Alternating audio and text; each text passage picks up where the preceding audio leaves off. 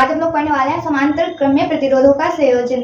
इसके लिए हमें सूत्र भी उत्पन्न करना है। ठीक है, तो चलिए समझते हैं कैसे होता है।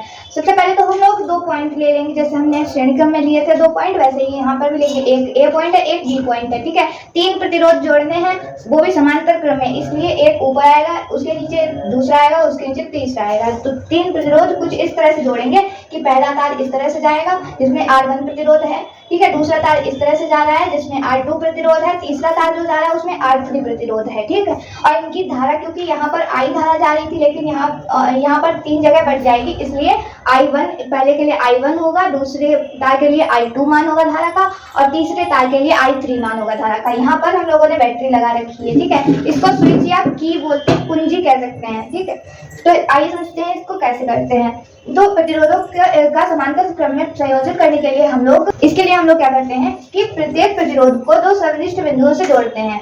कैसे? ए जो था ए और बी, ठीक है, तो इनको ये एक है, एक ए है, एक ये है, तीनों को हम लोगों ने एक इससे भी जोड़ रखा है, इससे भी जोड़ रखा है, इसी को बोलते हैं सर्वनिष्ठ। तो ये लिखा हुआ है, इस संयोजन में प्रत्येक प्रतिरोध 2 सर्वनिष्ठ बिंदुओं से जुड़ा होता है। ठीक है, और एक और नोटेबल पॉइंट ये होता है कि समांतर क्रम में विभवांतर समान रहता है।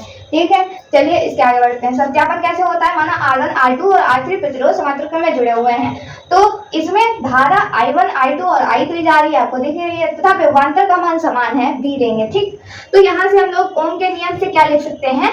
I1 बराबर V/R1 हो जाएगा, I2 बराबर V/R2 हो जाएगा, और I3 बराबर V/R3 हो जाएगा। अब इन तीनों के मान के लिए, ये तो हमने तीनों के लिए मान निकाल लिए, I1, I2 और I3 के। ठीक, अब अगर तीनों ही के लिए धारा जो बह रही है उसका टोटल धारा I मान लें, तब क्या होगा? तो ऐसा करने से हमें ये मिलेगा कि I बराबर I1 plus I2 plus I3 हो जाएगा। इससे जब हम लोग I1, I2 और I3 के मान रखेंगे यहाँ पर, तब V/R1 पहले आ जाएगा, फिर V/I2 का मान हो जाएगा, I3 का मान हो जाएगा V/R3। ठीक, अब यहाँ से V, क्योंकि V यहाँ भी है, V यहाँ भी है, V यहाँ भी है, तो हम जब कॉमन ले लेंगे यहाँ से, तो 1/R1 अंदर बैठेगा, प्लस 1/R2 अंदर बैठेगा, और यहाँ पर B चला गया तो यहाँ पर 1/R3 अंदर बैठेगा। ठीक, तो इसको हम लोग समीकरण 1 मान लेंगे। इसके बाद में क्या करेंगे, यदि परिपथ का तुल्य प्रतिरोध R हो, कैपिटल R मान लिया हमने, तो I बराबर V/R होगा, सिंपल सी बात है। तो यहाँ से हम लोग क्या कर सकते हैं कि समीकरण 1 और 2 को बराबर रख सकते हैं। क्यों? क्योंकि I का मान ये भी है और I का मान ये भी है। ठीक,